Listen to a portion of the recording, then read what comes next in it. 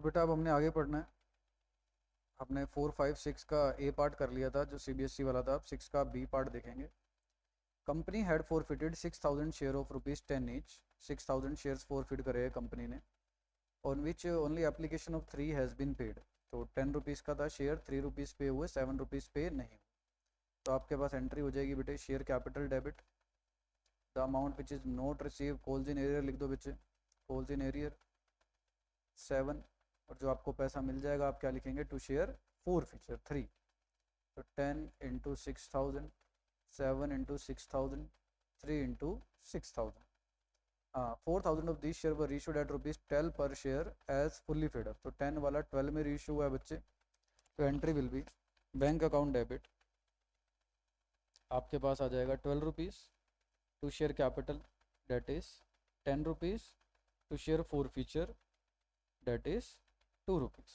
आप किससे मल्टीप्लाई कर देंगे बताओ, कितने शेयर इशू हुए हैं, 4,000। तो 4,000 से मल्टीप्लाई कर दिया बच्चों। अब आपके पास लास्ट एंट्री होती है share forfeiture to capital reserve, share forfeiture debit to CR. तो फॉर्मूला क्या होता है उसके अमाउंट डालने का, total amount forfeited, total amount जो आपने फॉरफिट करा है बेटा, divided by total forfeited share, हाँ total forfeited share into reissued share minus amount of share forfeiture debited. Check करो, ये फॉर्मूला लगाओ। टोटल अमाउंट फॉरफिट कितना हुआ आपका 18,000, टोटल फॉरफिटेड शेयर 6,000, रीइशू कितने शेयर करें आपने बताओ 4,000, और माइनस तो कुछ हुआ ही नहीं क्योंकि शेयर फॉरफिचर डेबिट इसकी एंट्री में चेक करते हैं बेटा हुआ या नहीं हुआ। ठीक है, तो ये आ जाएगा आपके पास 6 3 जा 18, 4 3 जा 12,000। तो आपका आंसर आ रहा है बेटा 12,000, डेट इज बी। ठीक है, तो 18, 12, 30 और 24 में आंसर क्या आ गया बेटा 12,000। सिक्स का बी पार्ट हमने कर लिया। अब हम आते हैं सेवन्थ पे। सेवन्थ वाला क्वेश्चन जो है, ऑन 1 अप्रैल 2019 कंपनी ने लोन लिया है बेटा 80 लाख का, और हमने लैंड एंड बिल्डिंग की सिक्योरिटी रखवाई थी। ठीक है, यह है प्राइमरी सिक्योरिटी हमने रखवाई है। ओके, अब बच्चे 80 लाख के लोन पे हमने कुछ लैंड एंड बिल्डिंग रखवाई थी। This loan was further secured by issue of 14,000 12% debenture of ₹100 each. इसका मतलब हमने 40,000 डिवेंचर और रखवाए थे, तो डेट इज 40 लाख रुपीज़ के डिवेंचर रखवाए थे टोटल। ठीक है, अब ऑन 31 मार्च 2024 कंपनी को डिफ़ॉल्ट हो गया पेमेंट करने में, जिन्होंने लोन लिया था ना बेटा वो डिफ़ॉल्ट हो गया। और जो कंपनी ने लोन दिया था बेटा, ठीक है, बैंक ने लोन दिया था मान लीजिए, तो land and building were taken over, उन्होंने लैंड एंड बिल्डिंग ले ली and sold by the bank for ₹70 lakh. तो लैंड एंड बिल्डिंग को बेच के 70 लाख रुपीज़ तो रिकवर हो गए। अब बेटा एक बात बताओ, आपके पास 70 लाख टोटल आ गया, ठीक है, आप ऐसे लिख लो या ऐसे लिख लो, 70 लाख रिकवर हो गए आउट ऑफ 80 लाख। कितने रुपए बच गए, 10 लाख बच गए जो रिकवर करने हैं। और कंपनी के पास कोलेटरल सिक्योरिटी कितने की है, 40 लाख की है, जो उसने रखे हुए हैं डिवेंचर सिर्फ अपने पास। अब वो इस पर अपना अधिकार जमा लेगी, कैसे भी अपने अपना खुद अधिकार जमाए मार्केट में बेचे, वो उस पर डिपेंड करता है। अब ये हुआ कब, 1 मई 2024 को उन्होंने क्या कर दिया, बैलेंस अमाउंट को डिवेंचर को सोल्ड कर दिया। कहता है from which date would the interest on debenture become payable by the company. बेटा जिस दिन सेल करा है उसी दिन से क्या हो जाएगा, इंटरेस्ट पे करना पड़ेगा कंपनी को, क्योंकि उसी दिन से वो क्या बन जाएगा, सामने वाला होल्डर बन जाएगा। तो आंसर विल बी डी, 1 मई 2024। ठीक है, तो ध्यान से पढ़ना क्वेश्चन और इसको समझने की कोशिश करना। हाँ, अब है question number 8। Rama a partner took over machinery of ₹50,000 in full settlement of a loan of ₹60,000। Rama partner है, ठीक है, रामा ने लोन दिया होगा तो उसका लोन अकाउंट आपको बनाना पड़ेगा। लेकिन प्रॉब्लम क्या है, 60,000 का लोन दिया था और उसने क्या कर लिया बेटा, फुल सेटलमेंट में मशीनरी ले गया। और मशीनरी तो कहाँ पे होती है, रियलाइजेशन अकाउंट में होती है।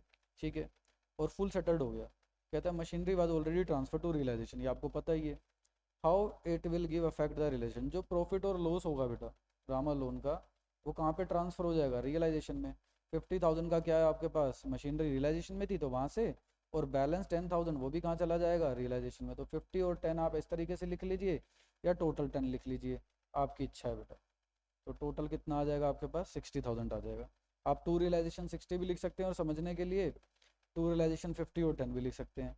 तो वो पूछ रहा है आपके पास realisation loan debit to realisation 60,000 rupees credit हो गया, तो entry will be realisation account debit to sorry Rama loan account debit to realisation account डेट इज 60,000। ठीक है बेटा, क्योंकि यहाँ पर आपको समझना है कि मशीनरी पहले से ही ट्रांसफर्ड है और उसने फुल सेटलमेंट में लिया है, तो जो भी प्रॉफिट लॉस होगा वो कहाँ पे जाएगा बेटा, रियलाइजेशन में ही तो जाता है। आपने इंटरेस्ट वाला कॉन्सेप्ट पढ़ा था, अगर यहाँ हम इंटरेस्ट लिखते बाय इंटरेस्ट जितना भी आता तो वो सारा इंटरेस्ट का पैसा नहीं होता, वो कहाँ पे जाएगा, रियलाइजेशन में जाएगा ट्रांसफर होकर। ठीक है, और दादा यूवी वीरू, चलिए क्रिकेट टीम से हमारे पास क्वेश्चन दे रखा है, रेशो 3:1 है। Their book showed workman compensation reserve of ₹1,00,000, WCR कितने का आ रहा है बेटा, 1,00,000 रुपीज़ का आ रहा है, और उसके ऊपर क्लेम कितने का आ गया बच्चे आपके पास, 60,000 का आ गया, ये क्लेम आ गया। अब कह रहा है how will it affect the book at the time of dissolution. अब आपको पता है बेटा डिसोल्यूशन में जो भी आपके पास क्लेम आता है उतना रिजर्व तो कहाँ पे चला जाता है, रियलाइजेशन में चला जाता है। तो रियलाइजेशन की क्रेडिट साइड पे आप क्या लिखेंगे बताओ, बाय वर्कमैन कंपनसेशन रिजर्व कितने का चला जाएगा, 60 का, और बाकी जो आपके पास बच जाएगा अमाउंट वो पार्टनर्स में ट्रांसफ़र हो जाएगा। तो WCR डेबिट टू दादा वीरू और यू, जो आपके पास नाम दे रखा है जो भी, दादा वीरू, दादा यूवी एंड वीर, तो तीनों के पास चला जाएगा। ठीक है जी, तो 40,000 ट्रांसफ़र हो जाएगा। अब क्वेश्चन ने क्या पूछा है वो पढ़ लीजिए। ओनली 40,000 विल बी डिस्ट्रीब्यूटेड, नहीं 1,00,000 डिस्ट्रीब्यूट तो हुआ लेकिन बाकी 60 का रिजर्व में गया है। 1,00,000 will be credited to realisation account, ये भी नहीं है जी। 60,000 will be credited to realisation account, देखो हमने क्रेडिट करा बच्चे, and will be paid off, यहाँ पर आप पे भी कर देंगे टू बैंक, क्योंकि आपको पता है आपको आउटसाइड लायबिलिटी पे करनी होती है। And 40,000 will be distributed among the partners, और 40,000 आप पार्टनर्स में बांट देंगे, तो your answer will be C बेटा। और डी में लिखा था 60,000 क्रेडिटेड होगा सिर्फ, और इवन पेड ऑफ, तो 40 के बारे में नहीं लिखा।